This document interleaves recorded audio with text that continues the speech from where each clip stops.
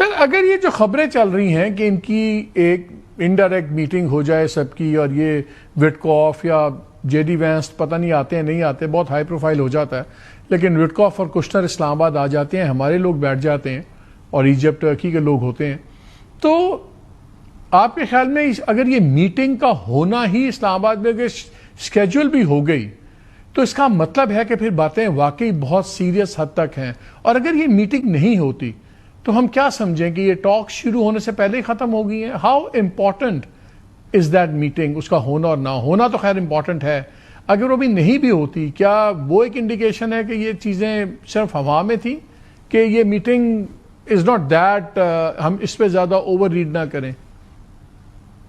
جی صحیح ہے، میرے خیال میں اوور ریڈ نہیں کرنا چاہیے. جو چینلز آف کمیونیکیشن ہیں وہ بہت سارے ہیں، کیونکہ ترکی بھی کوشش کر رہا ہے، مصر بھی کر رہا ہے، پاکستان بھی کر رہا ہے، کچھ اور ملک جو ہیں وہ بھی کر رہے ہوں گے. تو یہ میٹنگ کہاں ہوتی ہے اور کس طریقے سے ہوتی ہے وہ میرے خیال میں ابھی تک دیکھنے کی بات ہے. اگر یہ پاکستان میں ہوتی تو ہمارے لیے تو بڑی ڈپلومیٹک سکسیس ہوگی ہمارے لیے اگر پاکستان میں ہوتی ہے.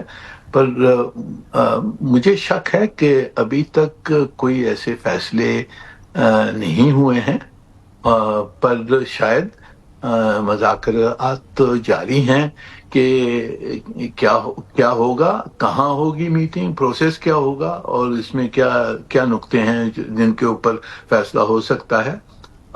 مجھے جو شک ہے کہ پہلے پہلو پر تو ایک سیز فائر کے اوپر معاہدہ ہو سکتا ہے، اس کے بعد میں جو باقی جو ایشوز ہیں، نیوکلیئر ہے، مسائل ہے، سیکیورٹی ہے، وغیرہ وغیرہ، ان کے اوپر پھر بعد میں مذاکرات. سر لاسٹ کویسچن مجھے یہ بتائیے کہ چائنا نے بھی آج کہا ہے کہ امیجیٹ آپ بند کریں اس جنگ کو، رشیا نے بھی یہ کہا ہے کہ جنگ بند نہیں ہوگی تو معاملات حل نہیں ہوں گے.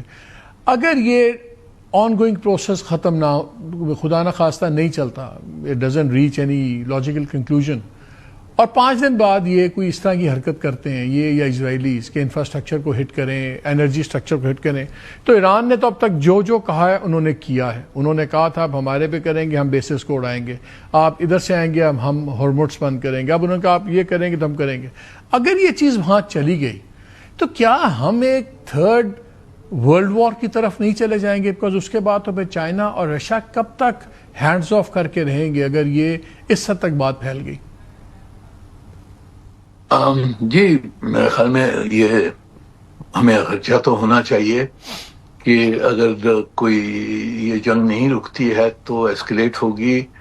اگر ایران کا انفراسٹرکچر پہ اٹیک ہوتے ہیں تو وہ ریٹیلیٹ کریں گے. خلیج کے ممالک بہت ولنریبل ہیں، ان کی آئل فیسلٹیز ہیں، اس سے زیادہ وہ جو ڈیسیلینیشن پلانٹس پہ انہوں نے کہا کہ ہم اس پہ بھی ماریں گے، تو وہاں تو تباہی ہو جائے گی. پر گلوبل وار کی جو بات ہے اس میں میرے خیال میں روس اور چین اتنی جلدی اس میں نہیں پڑیں گے. روس کے لیے تو یہ جنگ کا فائدہ ہی فائدہ ہے.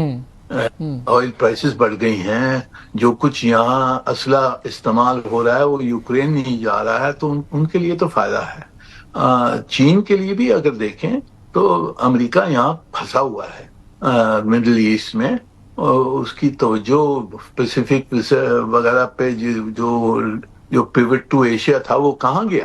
ٹھیک ہے مری صاحب، بہت شکریہ ہمیشہ ایک دم وقت دینے کا. ناظرین بات بڑی سمپل ہے، ہر it is a time to get off, this is a perfect opportunity. Tehran کے لیے بڑا ضروری ہے کہ ڈیل ہو جائے، بیکاز بلینز آف ڈالرز کا نقصان ہو چکا ہوا ہے، اور ابھی اصل مصیبتیں تو بعد میں شروع ہوں گی جب جنگ بند ہوگی. جو مہنگائی ہے، جو انفراسٹرکچر کا حال ہے، جو انڈسٹری کا حال ہے، تب رجیم کو اصل خطرے سامنے آئیں گے جب لوگ احتجاج بھی کر سکتے ہیں، سب کچھ کر سکتا ہے. ٹرمپ کے پاس بھی شاید آخری موقع ہو، بیکاز اگر یہ انفراسٹرکچر، یہ انرجی انفراسٹرکچر پہ گئے، پہلے ہی جو ایکسپرٹس کہتے ہیں کہ اگر آج بھی جنگ بند ہو جائے تو کم از کم 3 سے 6 ماہ چاہیے صرف انرجی مارکیٹ کو واپس نارمل آتے. 6 ماہ بہت عرصہ ہوتا ہے اکانومیز کے لیے. So probably this is the last chance for everyone, Tehran, Washington, سب کے لیے، اور ہم لوگوں کے لیے بھی جو انڈائریکٹ اس کا بوجھ اٹھا رہے ہیں. لیٹس ہوپ کہ سینٹی پریویلز. بریک لیتے ہیں, ہمارے ساتھ رہیے.